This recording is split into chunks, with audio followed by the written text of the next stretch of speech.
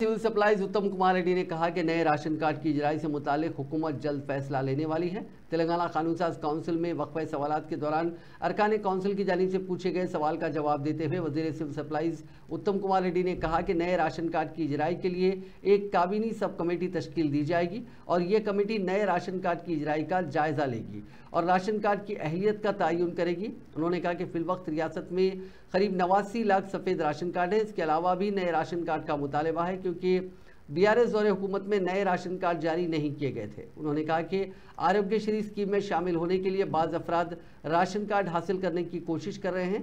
ऐसे लोगों को राशन कार्ड के बगैर आरोग्यश्री कार्ड जारी करने का मंसूबा है।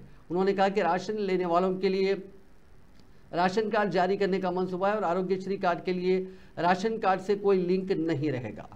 ప్రస్తుతం ఉన్న రేషన్ కార్డుల సంఖ్య కేంద్ర ప్రభుత్వము కార్డు ఇవ్వాలి ఏ ఫార్మాట్లో ఆ తర్వాతను అతి త్వరలో ఒక जैसे आप बोले अब जो भी एप्लीकेशन पहले में मिला है सभी हम बहुत केयरफुली उसको रखें अभी तक, लेकिन जिस फॉर्मेट में अभी जो नया राशन कार्ड के लिए एप्लीकेशन लेना है उसका अभी हफ्ता 10 दिन में फाइनलाइज करेंगे।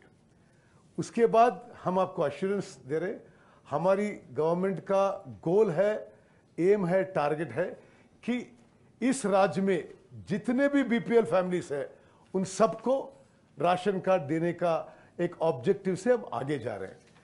आपको मालूम है कि पिछली 10 साल में तो एक भी राशन कार्ड नया नहीं दिया गया था। अब हमें अब इश्यू करने वाले हैं और आप जो बोले हैं अभी तो जब राशन में सिर्फ चावल दिया जा रहा है, हम ये भी सोच रहे हैं कि चावल के अलावा और कुछ एसेंशियल कमोडिटीज भी राशन में देने की सोच कर रहे हैं।